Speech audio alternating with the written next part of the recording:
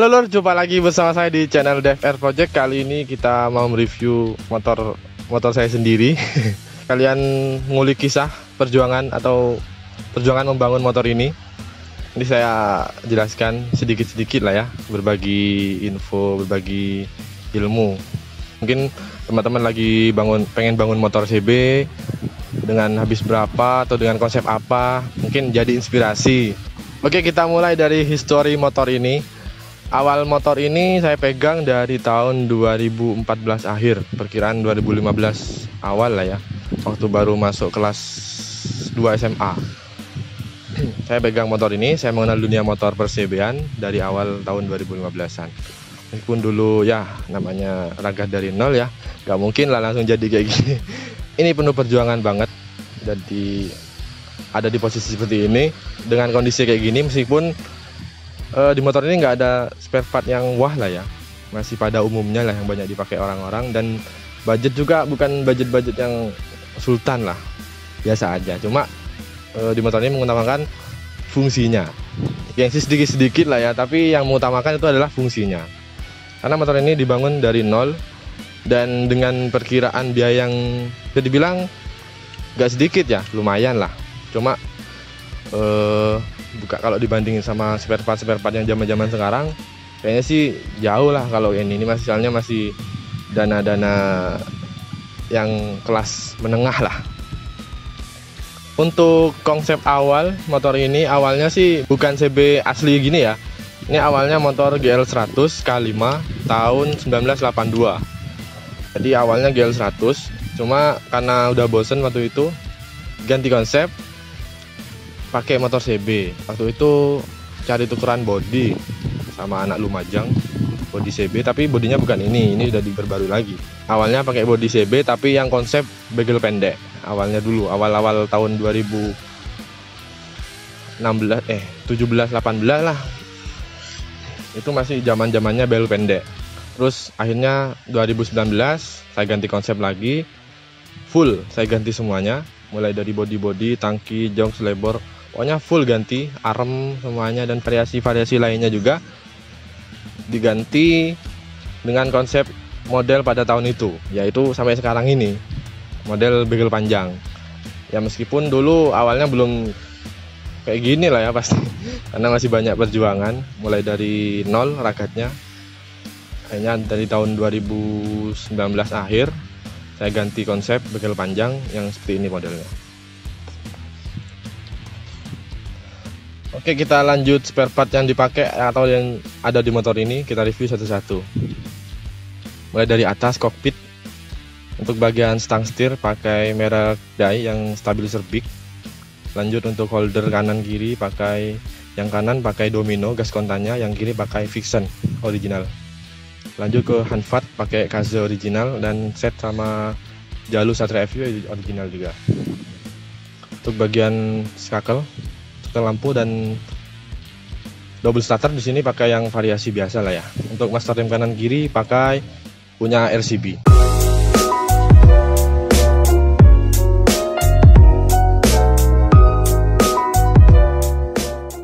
Turun ke bawah, untuk speedometer pakai punya NVL New Vixen. Untuk lampu depan batoknya pakai L2G set sama kupingan lampu yang segitiga CNC, dan lampunya pakai daymaker yang 575 in. Lampu sen pakai merek Bonfi yang model Diamond.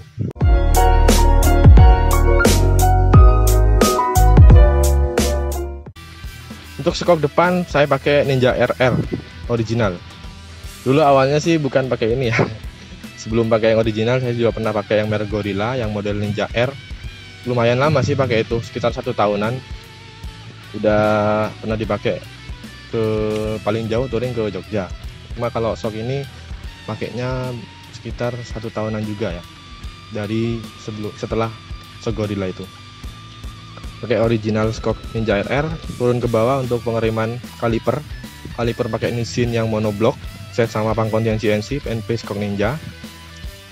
Lanjut untuk selang rem pakai TDR yang panjang 90 cm. Ini sebenarnya sih kepanjangan ya, karena cuma ini diputerin lewat belakang batok di sini, jadi kelihatannya pendek, padahal ini aslinya panjang karena panjangnya 90 cm. Lanjut ke bawah, for depan pakai Victor, untuk piringan pakai PSM ukuran 320.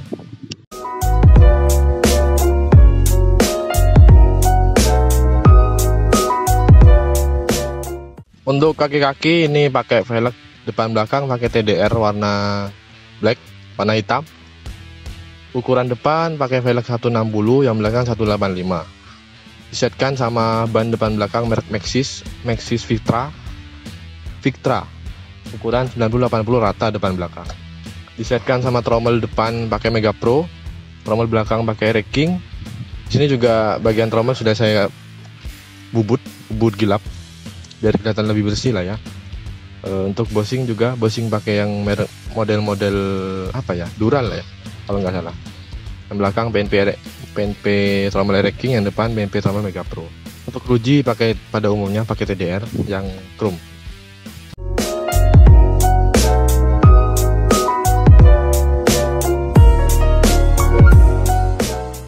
Untuk bagian tangki, jok dan spakbor belakang, ini tangkinya pakai tangki Doraemon model-model yang lama. Jok pakai MBTEC dan spakbor belakang ini pakai merek Tristar tapi sudah dimodif. Kalau dulu kan zaman-zamannya Tristar yang modif ya. Ini aslinya sih pengen ganti pakai press nganjuk yang chrome, cuma karena masih belum kesampaian belinya, mungkin next project akan ganti yang slebor press nganjuk yang chrome. Turun ke bawah ada stabilizer setir pakai merek apa ya, Drift kalau nggak salah. Pokoknya ini belinya bekas punya temen. Untuk klakson pakai Denso. Lanjut ke belakang, poste belakang pakai Ninja RR. Skok belakang pakai RCB tipe SB2 ukuran 33,5. Seperti biasa lighting belakang pakai merek Brownfi yang masih biasa-biasa aja lah ya. Lampu belakang pakai BSA biasa LED. Pangkonnya V80 yang imitasi, tapi ada saya ori di rumah belum dipakai. Lanjut untuk kepetan belakang ini pakai punya Reking.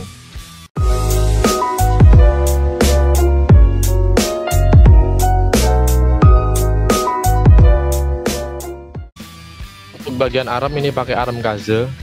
Ini sudah di PNP-in ke motor PNP CB. Saya belinya sudah PNP dulu. Untuk paha rem belakang ini pakai yang model bajai pulsar. Untuk stand hub dan stick rem pakai yang stainless model-model biasanya ya, tapi yang biasa-biasa aja, bukan yang mahal-mahal. Sisi yang sebelah kiri dari depan dulu. Ini ini ketinggalan. Ini emblem tangki pakai yang import. Ini bagus bahannya. Belinya dulu sekitar 100 ribuan lah ya untuk emblemnya. Terus lanjut untuk keran bensin pakai T-Rev original. Ke belakang kontak pakai kontak Colte. Punya mobil Colte. Pokoknya mobil apa Colte? Jeep ya? Kayak Jeep ya? Colte. Iya, pokoknya mobil Colte. Terus ini juga ada pangkon aki. Pakai pangkon aki yang model slim. Di sini juga ada beberapa manisan di sini ya. Seperti biasa pada umumnya. Dan baut-baut di motor ini rata-rata saya sudah kasih yang model stainless baut L yang biasa-biasa aja, belum saya kasih yang trobol atau apa karena ya belum kesampaian lah buat beli. Karena motor ini ya udah yang penting selesai dulu, mungkin satu saat pengen ganti konsep ya udah nanti berjalan lah. Oke, ke belakang bawah ini pakai jagrak samping yang chrome. Ini model apa ya, variasian lah. Ini kurang panjang di motor saya, jadi kelihatannya masih miring. Untuk ke belakang jagrak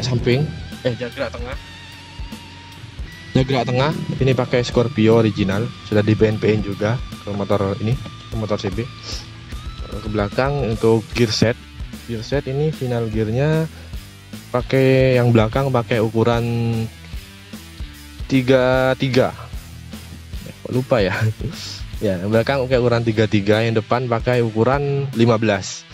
Untuk ukuran lantainya yang 415. Lanjut untuk sektor mesin. sektor mesin basicnya ini awal dulu, awalnya dari Pro Series, tapi saya ganti satu persatu sedikit demi sedikit, akhirnya jadi yang kayak gini. Ini basicnya Pro Series, tapi udah full saya ganti punya Mega Pro.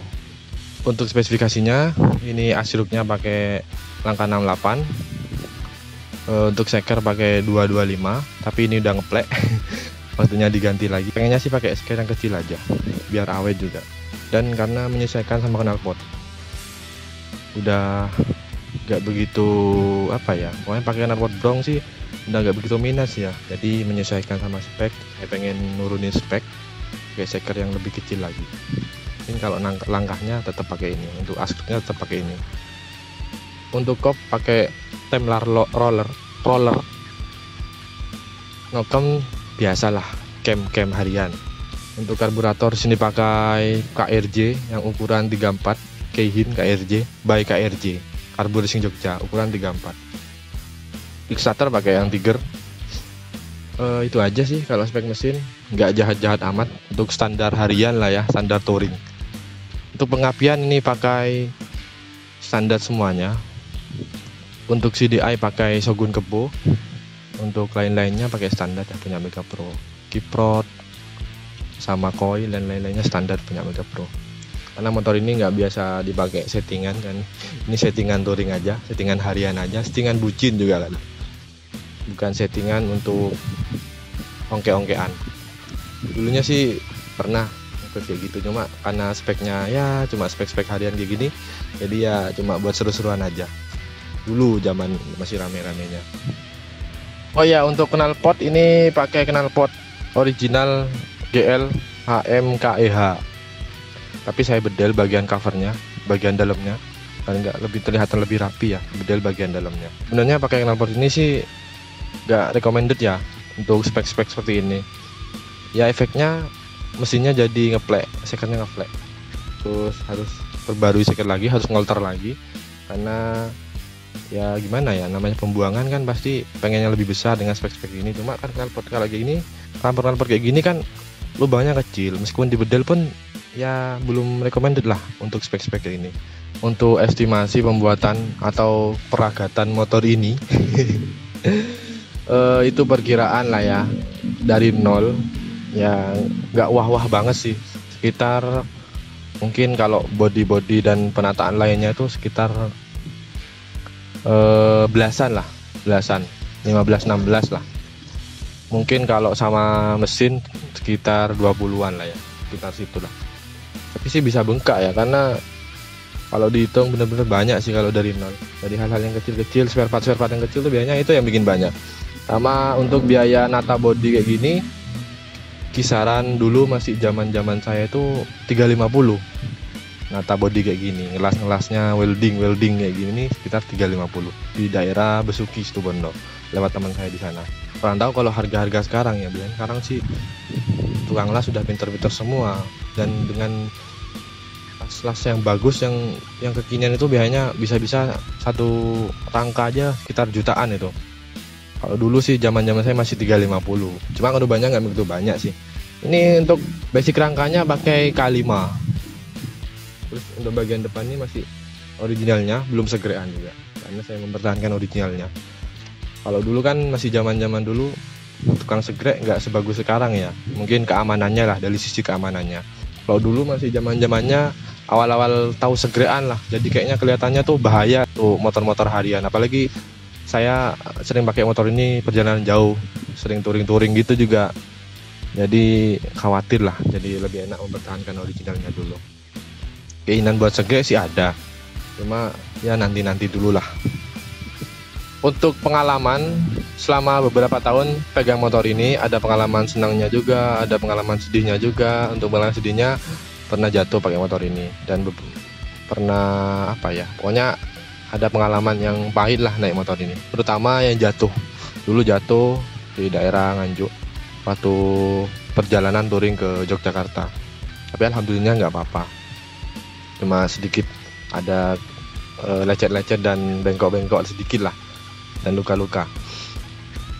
Ya itu menurut saya sih pengalaman paling pahit, meskipun ada beberapa kali, cuma ya ringan-ringan lah, alhamdulillahnya masih diberi keselamatan. Untuk touring paling jauh ini ke daerah barat, daerah Yogyakarta. Nggak jauh-jauh amat sih ya, karena satu kendala karena jam kerja juga. Jadi kerja saya shift, cuma saya nggak bisa touring terlalu jauh atau touring sampai beberapa hari. Itu pun ke Jogja 3 hari. 3 hari pun penuh perjuangan ya. Sebenarnya kalau ke Jogja tuh nggak cukup 3 hari. Untuk ke daerah timur paling jauh ke Bali. Ke Bali ini udah 2 kali. Itu aja sih. Dan beberapa lokalan untuk Jatim sih udah sering kalau ke acara-acara CB apapun di Jatim, daerah. Untuk Jawa Tengah sih itu yang ke Jogja kemarin. Mungkin segitu aja sih ya. Spare part yang ada di motor ini dan sedikit histori dari motor ini. Nggak banyak histori atau spare part yang wow, ya biasa aja lah, yang mengutamakan fungsi juga.